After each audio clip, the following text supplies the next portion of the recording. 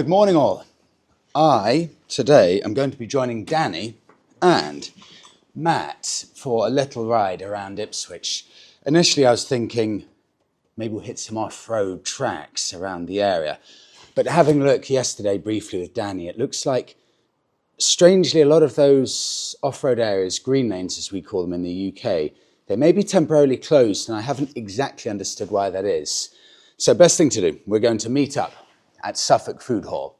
Luckily for me, about 2 miles away from here. I think Danny will be on his Triumph Scrambler 1200 XC, and Matt, he may well be, I'm not sure yet, but he may well be on one of the classic 750 Honda Transalps. So this will be really interesting to get 3 adventure bikes side by side. It's frosty outside, so there may well be some ice patches, so it'll be interesting to see how far we decide we're going to go. I have no idea what today's going to hold in store. Can we find anything off-road or not? Are we going to get stuck in some icy patches or not? I don't know. Let's just see where the wind takes us today.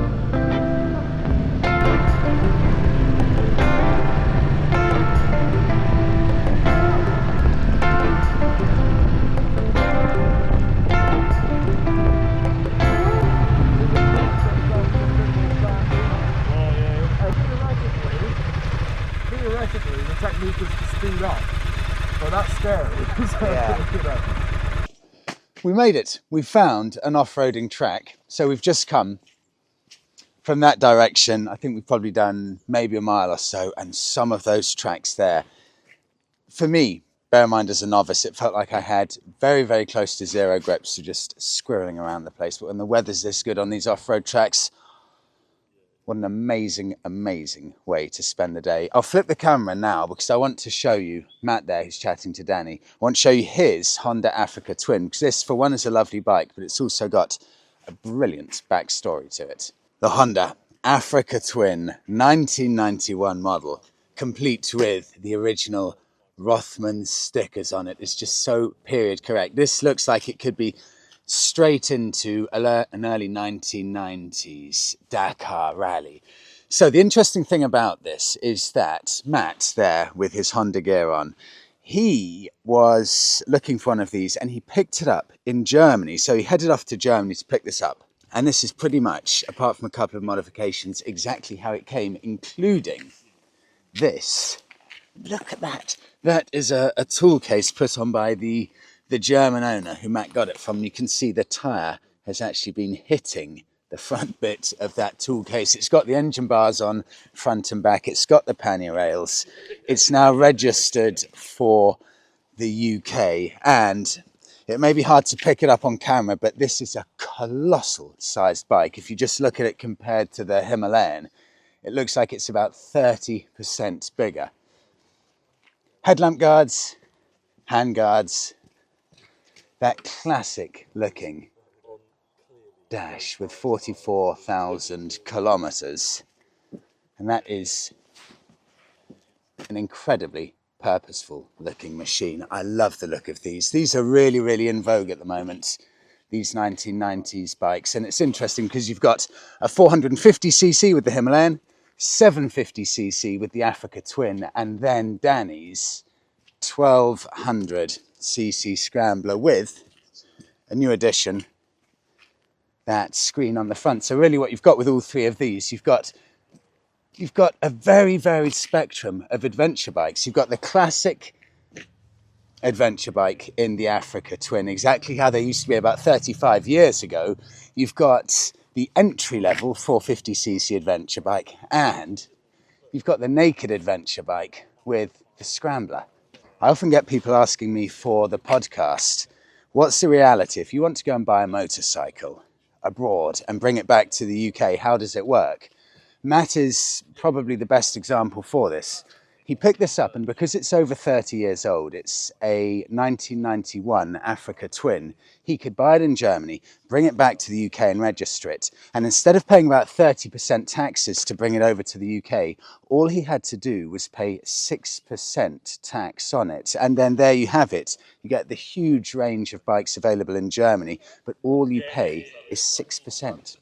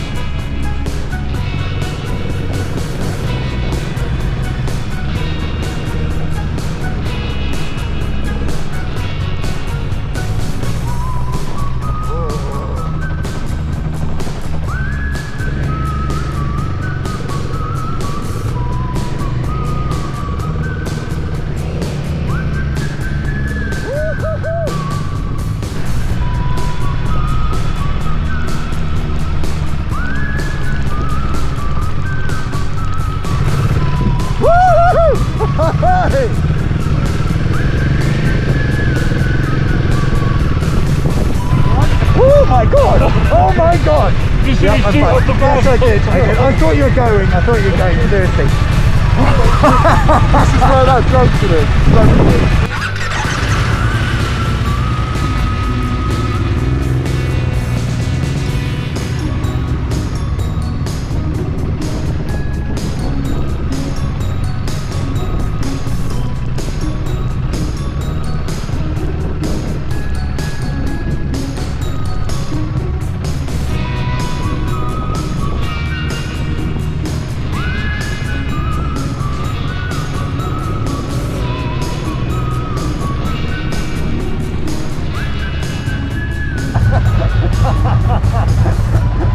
It's worth the try.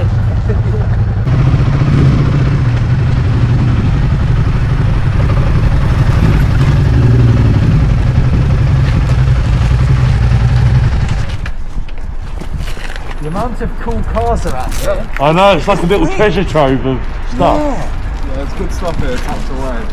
Well, they do track days. What is this?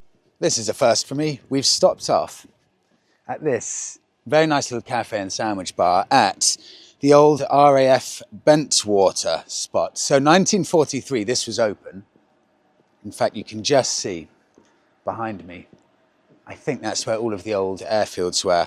RAF Bentwaters opened in 1943 for World War II for the British Air Force. And then in 1951, it was taken over by the American Air Force, and they had it for the next few years. But now it's been turned, I think, into a TV and film location that different companies can rent out. But you've also got all of these really interesting little businesses around, and just fascinating fascinating selection of cars just hidden away down the side of warehouses. There are so many. I'm going to flip the camera and just show you a few of these. I really like this. This is a great place to start. These two old Land Rover Defenders parked up, one of which has a massive crane on the back.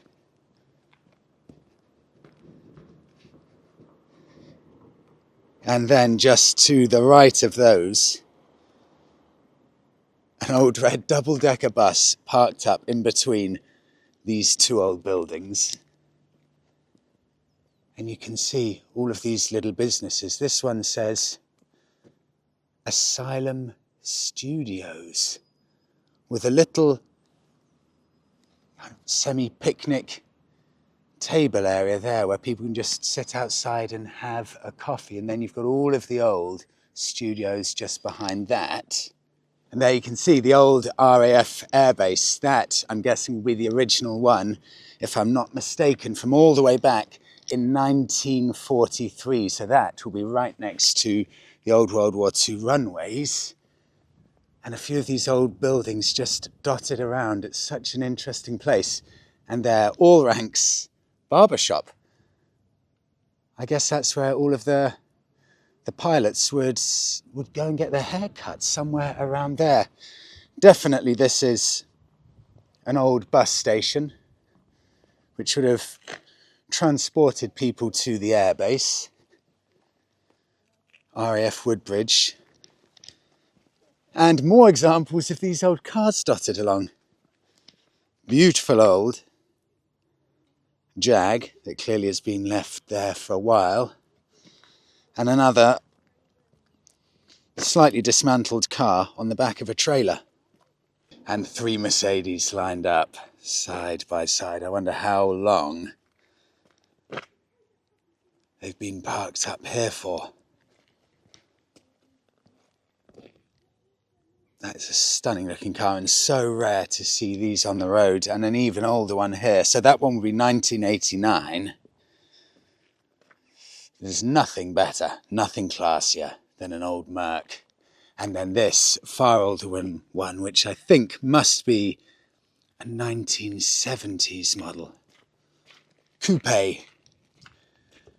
Right-hand drive.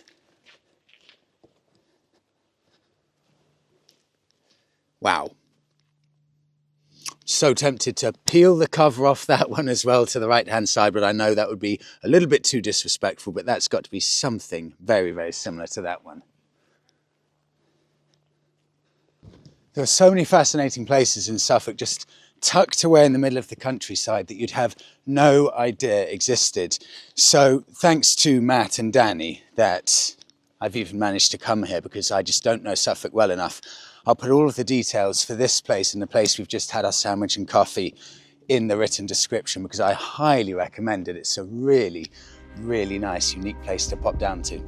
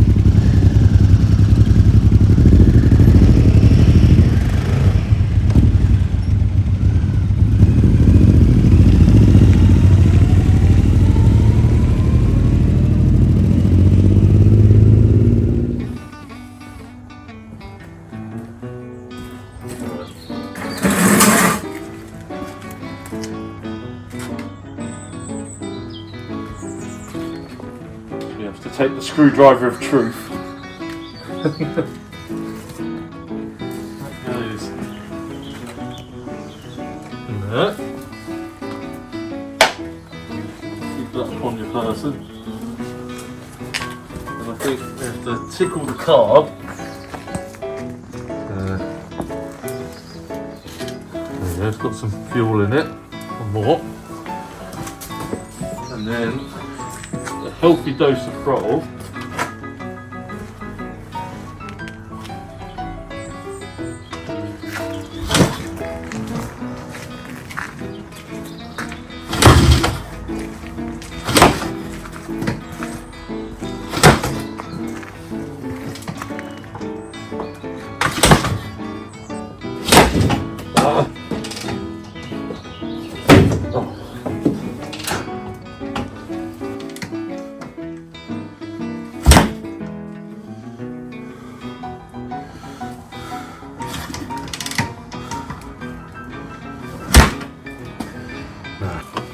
Smelling fuely. Oh shit.